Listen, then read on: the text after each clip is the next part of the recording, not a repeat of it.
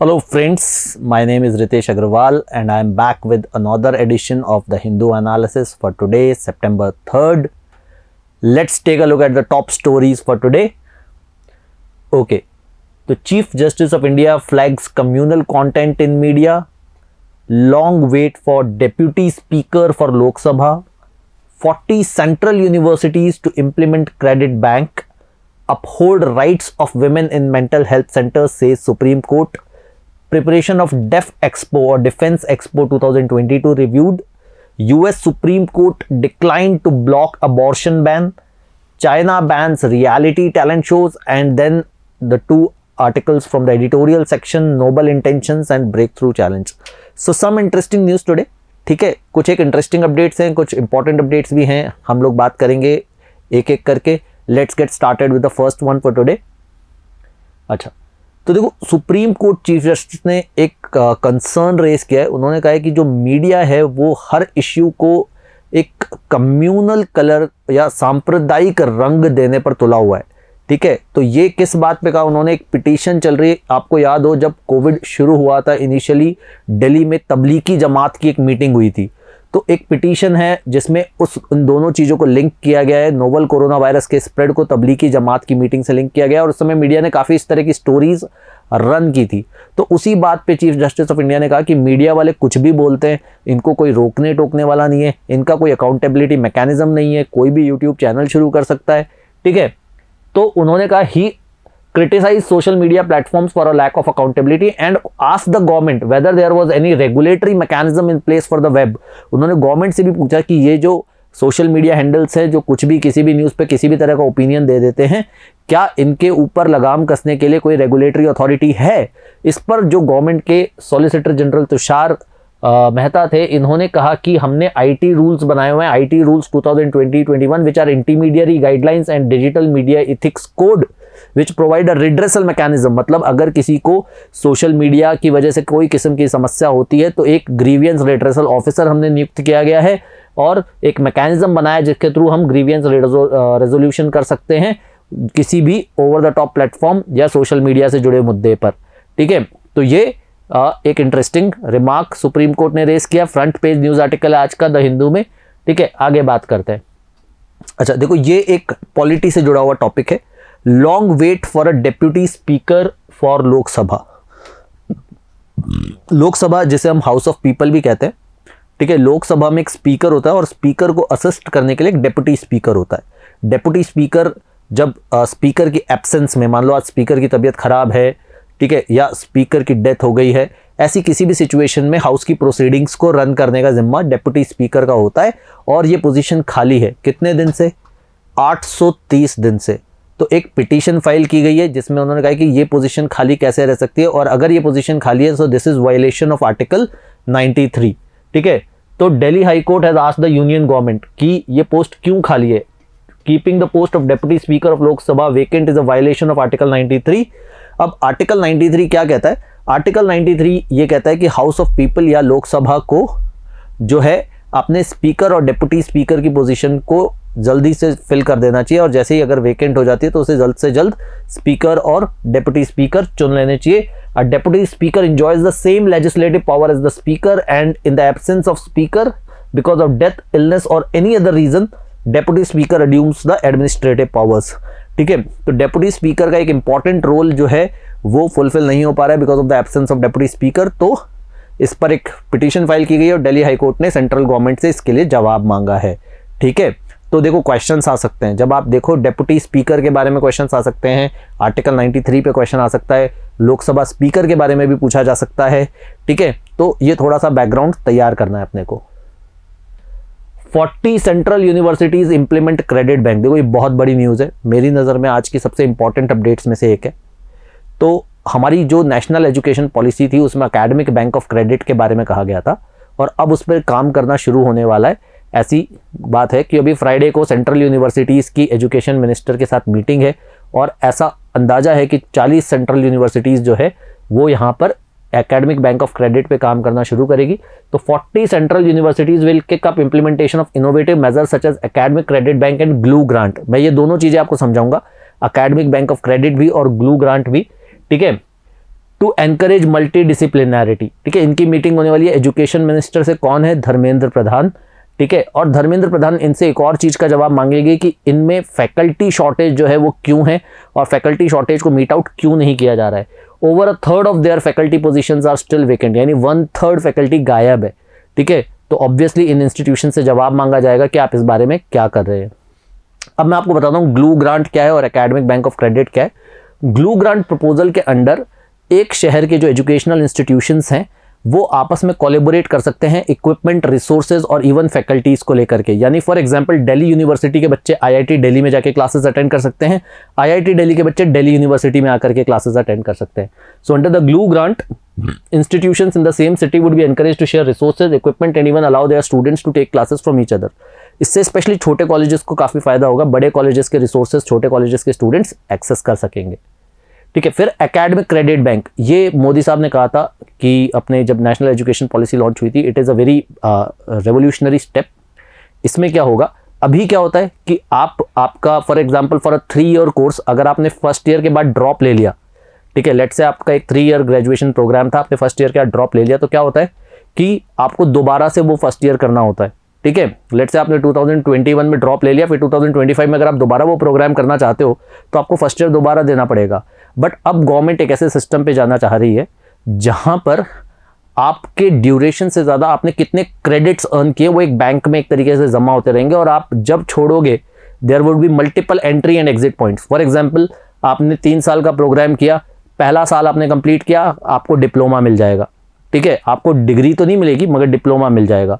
दूसरे साल में सर्टिफिकेट, तीसरे साल में डिग्री मिल जाएगी। ठीक है, इस तरह से आप अलग अलग पॉइंट्स पे एग्जिट कर सकते हो और जितना आपने पढ़ लिया उतने क्रेडिट्स आपके स्टोर होते चले जाएंगे। ठीक है, तो system would allow students to attain qualifications by amassing credits. ठीक है, तो और क्रेडिट्स से फायदा क्या होगा, जरूरी नहीं है कि आपको 3 साल का प्रोग्राम 3 साल में ही खत्म करना पड़े। अगर आपके क्रेडिट्स जल्दी आप अमास कर लेते हैं तो आप जल्दी भी खत्म कर सकते हैं। A certain number of credits would add up to a certificate, then a diploma and then a degree following multiple levels of entry and exit options. Students can earn 40% of their credits through online स्वयं classes. So ये भी एक interesting बात है कि 40% course आप online कर सकते हैं। ठीक है, तो ये उन लोगों को फ्लेक्सिबिलिटी देगा जो फॉर एग्जाम्पल अपने जॉब की वजह से नहीं पढ़ पा रहे। ठीक है, लेट से मेरे ऊपर फैमिली की रिस्पॉन्सिबिलिटी है, मुझे जॉब करना ज़रूरी है, मैं पढ़ाई नहीं कर सकता, तो मैं क्या करूँ, तो मैं ये कर सकता हूँ कि मैं ये ऑनलाइन कोर्सेज करके 40% प्रोग्राम तो ऑनलाइन ही कंप्लीट कर लूँ, 60% के लिए फिर मैं रेगुलर कर लूँ। In a future credits will be valid across institutions. तो ये एक नया कॉन्सेप्ट है जिसको जल्दी ही ये 40 सेंट्रल यूनिवर्सिटीज़ इम्प्लीमेंट करने के बारे में सोच सकती हैं। ठीक है, अच्छा, सुप्रीम कोर्ट ने आज एक और ऑब्जर्वेशन दिया कि मेंटल हेल्थ सेंटर्स, बेसिकली जो आपके मेंटल हॉस्पिटल्स हैं वहाँ पर जो विमेन इनमेट्स हैं उनके हालात बहुत ख़राब हैं। ऐसा एक पिटीशन फाइल की गई, गवर्नमेंट ने 1-2 रिपोर्ट्स भी देखी और उन्होंने कहा कि पागल खाने में या मेंटल हॉस्पिटल्स में जो विमेन इनमेट्स हैं उनको ना तो प्राइवेसी दी जा रही है, ना डिग्निटी दी जा रही है, उनके साथ तमाम तरह की एट्रॉसिटीज़ हो रही है। तो उन्होंने स्टेट्स को 3 महीनों का वक्त दिया है। उन्होंने कहा 3 महीने के अंदर ये सिचुएशन बदलनी चाहिए। Supreme court has given the state government and the union territories 3 months to take measures and alleviate the violation of human rights suffered by women in mental health establishment. उन्होंने कहा बिल्कुल आपके ह्यूमन राइट्स का violation हो रहा है, women को sanitary napkins नहीं दिए जा रहे हैं, उनके बाल शेव कर दिए जा रहे हैं, उनको मदर चाइल्ड्स को सेपरेट कर दिया जा रहा है, किसी तरह की कोई प्राइवेसी की व्यवस्था नहीं है। इस तरह की कई तरह के वायलेशंस जो पिटिशंस में रेस किए गए हैं, सुप्रीम कोर्ट ने उन पर एक्शन लेते हुए कहा है कि 3 महीने के अंदर इस पर एक्शन होना चाहिए और जितने भी मेंटल हेल्थ सेंटर्स हैं वहाँ पे स्पेशल जो विमेन को जो भी सपोर्ट सर्विसेज चाहिए वो प्रोवाइड की जानी चाहिए। चलिए नेक्स्ट अपडेट देखते हैं। Preparation for def expo 2022 reviewed. देखो, डिफेंस एक्सपो एक बड़ा इवेंट होता है जिसमें देश भर के आर्मी, नेवी, एयरफोर्स अपने वेपन्स और अपने जो इक्विपमेंट्स वगैरह का एग्जीबिशन करते हैं और ये एक अपॉर्चुनिटी होती है कि जो मैन्युफैक्चरर्स हैं इन गुड्स के वो भी अपने नए प्रोजेक्ट्स के बारे में, अपने अचीवमेंट्स के बारे में शोकेस कर सकें। तो डिफेंस एक्सपो एक बाय एनुअल इवेंट है, 2 साल में एक बार होता है और ये इवेंट होने वाला है अभी गुजरात में गांधीनगर में। ठीक है, तो उसी की तैयारियों का जायजा लेने के लिए हमारे जो डिफेंस मिनिस्टर है राजनाथ सिंह और गुजरात के सीएम विजय रूपाणी साहब ने अभी मुलाकात की। तो defence minister Rajnath Singh and Vijay Rupani ji jointly reviewed the preparation. 12th edition of defence expo होने वाला है मार्च 2022 में गांधीनगर गुजरात में और एम क्या है हमारा, इन सारे डिफेंस एक्सपोर्ट्स के थ्रू कि हम एक्सपोर्ट कर सके हमारे डिफेंस के गुड्स, और हमारा डिफेंस एक्सपोर्ट्स का टारगेट क्या है 2024 तक $5 बिलियन। हम चाहते हैं कि 2024 में हम $5 बिलियन तक के डिफेंस गुड्स एक्सपोर्ट कर पाएँ। ठीक है, तो हमारी टेक्निकल स्पेसिफिकेशंस को बेसिकली शोकेस करने के लिए ये एक बहुत अच्छा प्लेटफॉर्म है डिफेंस एक्सपो 2022। तो क्वेश्चंस क्या हो सकते हैं, डिफेंस एक्सपो कब हो रही है 2022 में, कहाँ हो रही है, गांधीनगर गुजरात में। ठीक है, बाय एनुअल इवेंट है। ठीक है, तो ये कुछ बेसिक चीज़ें हैं। हमारा एक्सपोर्ट टारगेट क्या है बाई 2024, $5 बिलियन। ये कुछ बेसिक क्वेश्चन हैं जो आप नोट डाउन कर सकते हैं। अच्छा, यूएस सुप्रीम कोर्ट ने अभी एक बड़ा इंपॉर्टेंट डिसीजन दिया है। यूएसए में एक स्टेट है टेक्सास, और टेक्सास में गवर्नमेंट जो कोर्ट था उन्होंने बेसिकली कहा था कि 6 वीक्स के बाद अगर प्रेगनेंसी है तो आप अबॉर्ट नहीं करवा सकते। उन्होंने टेक्सास कोर्ट ने क्या कहा था कि अगर आपकी प्रेगनेंसी 6 हफ्तों से ज़्यादा की हो चुकी है तो आप अबॉर्शन नहीं करवा सकते, गर्भपात नहीं करवा सकते। और सुप्रीम कोर्ट ने इस डिसीजन को वैलिड ठहराया है, ब्लॉक नहीं किया है। ठीक है, और इसकी वजह से वहाँ पर काफ़ी डिबेट चल रहा है, क्योंकि वहाँ पर 85 to 90% अबॉर्शंस जो होते हैं वो 6 वीक्स के बाद होते हैं। ठीक है, तो उन्होंने कहा एक तरीके से प्रैक्टिकली उन्होंने अबॉर्शन बैन कर दिया, और अबॉर्शन राइट्स पर ये आघात है, ऐसा यूएस मीडिया में बातें आ रही है। तो the US supreme court refuse to block a Texas ban on abortion after 6 weeks. 85 to 90% abortions are obtained after 6 weeks of pregnancy. So this can force many clinics to close. तो obviously जो काफ़ी clinics हैं वो बंद हो सकते हैं इससे। तो ये एक important judgement US supreme court ने दिया है, और मैं एक्सपेक्ट कर रहा हूँ कि इस पर कुछ आर्टिकल थोड़े एकाध दिनों में आ सकता है द हिंदू में, तो keep a watch over it. अच्छा, ये भी एक इंटरेस्टिंग अपडेट है। देखो, कभी कभी न्यूज़पेपर में कुछ ऐसी चीज़ें आती है ना विच मेक्स यू स्माइल। तो चाइना ने रियलिटी टैलेंट शोज बैन कर दिए हैं। ठीक है, तो नो इंडियन आइडल और वॉइस ऑफ इंडिया और डांस इंडिया डांस, इस तरह के जो रियलिटी टैलेंट शोज़ हैं चाइना में, बिल्कुल उस पर बैन कर दिया है। और चाइना ने कुछ ऐसे शोज़ पे भी बैन किया। तो चाइना ने कहा कि हम जो है रॉक कल्चर, पॉप कल्चर को भी नहीं चाहते कि हमारे देश में इस तरह की कोई चीज़ें हो। ठीक है, तो चाइना क्या चाहता है कि हमारी जनरेशन में हम मैस्कुलिनिटी को प्रमोट करना चाहते हैं, तो हम जिम विम करवाना चाहते हैं, ये गाना बजाना वगैरह जो है वो चीज़ों पे रोकथाम लगाना चाहते हैं। So China is basically trying to, so China has a wide ranging crackdown on immoral pop culture. Beijing believes is leading young people astray. तो चाइना क्या कहता है कि ये तो युवा लोगों को भटकाने वाली बात है, ये जो पॉप म्यूजिक है, रॉक म्यूजिक है, ठीक है, इससे तो जो है वो युवा गलत डायरेक्शन में जा रहे हैं। तो हम जो है ये इस तरह के किसी भी रियलिटी टैलेंट शोज वगैरह को बैन कर रहे हैं, और इस तरह की कोई चीज़ हम प्रमोट नहीं करना चाहते। ठीक है, अच्छा, नोबल इंटेंशंस। अब देखो एडिटोरियल्स पर बात करेंगे। आज 2 अच्छे आर्टिकल्स आए, नोबल इंटेंशंस और ब्रेक थ्रू चैलेंज। तो पहले नोबल इंटेंशंस के बारे में बात करते हैं। तो बेसिकली ये क्या कहता है कि अभी ये हमने डिस्कस भी किया था, यूनाइटेड नेशंस सिक्योरिटी काउंसिल की चेयर पे इंडिया था पिछले महीने, और जाते जाते हमने एक रेजोल्यूशन पास किया। ठीक है, उस रेजोल्यूशन जो था वो तालिबान के लिए था अफ़गानिस्तान में, जिसमें हमने कहा कि तालिबान जो है वो किसी भी टेररिस्ट एक्टिविटी को अपनी सॉइल पे नहीं होने देगा। और दूसरी बात ये कि वहाँ से जो भी अफ़गान और बाकी लोग बाहर जाना चाहते हैं उनको सेफ़ इवैक्यूएशन देगा। ठीक है, तो हमने ये रेजोल्यूशन पास किया। इस रेजोल्यूशन को परमानेंट मेंबर्स में से 3 मेंबर्स ने सपोर्ट किया, यूएसए, यूके और फ्रांस। रशिया और चाइना ने इसे सपोर्ट नहीं किया।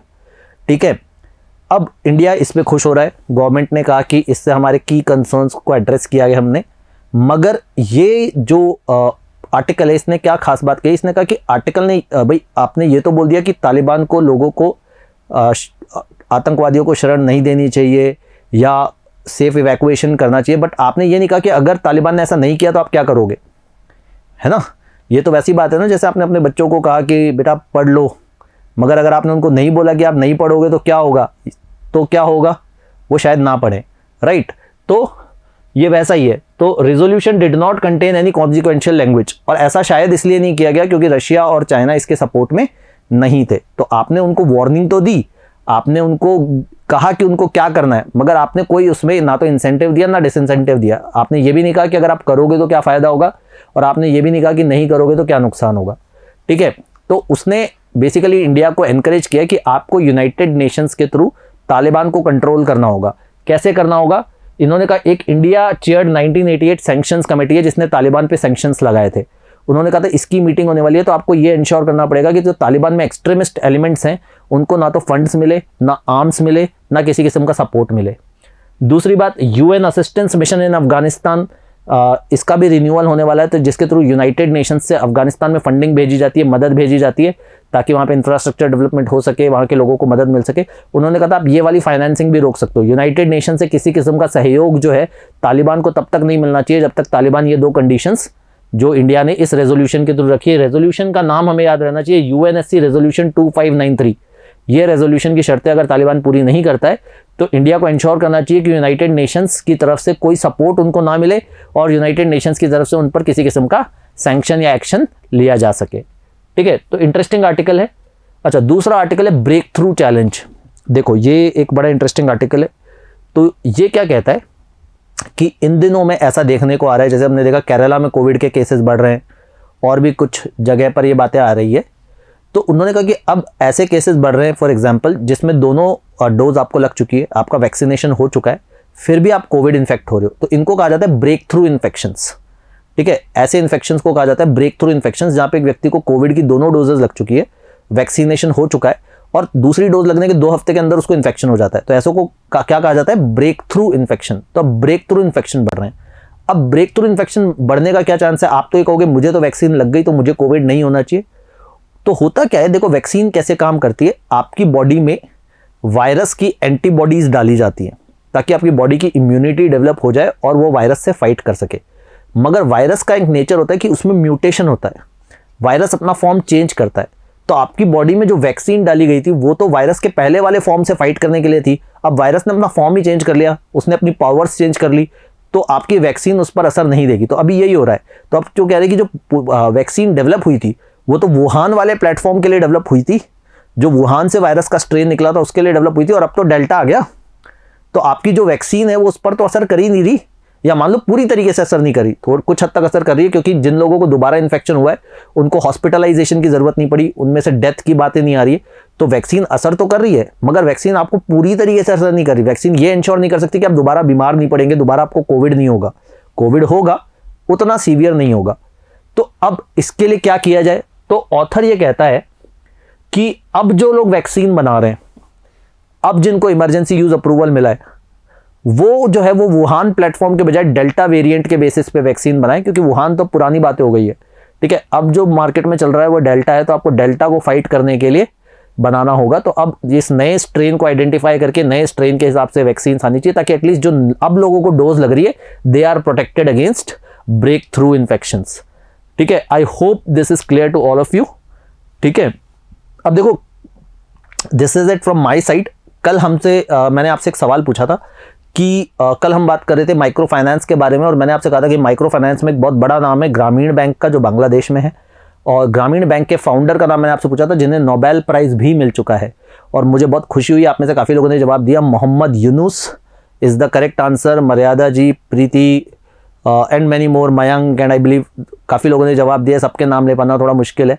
ठीक है, आज का सवाल मैं आपसे पूछता हूँ। अब आज हम बात कर रहे थे, जो हमने बात की Lok Sabha speaker, deputy Lok Sabha speaker के बारे में हम बात कर रहे थे।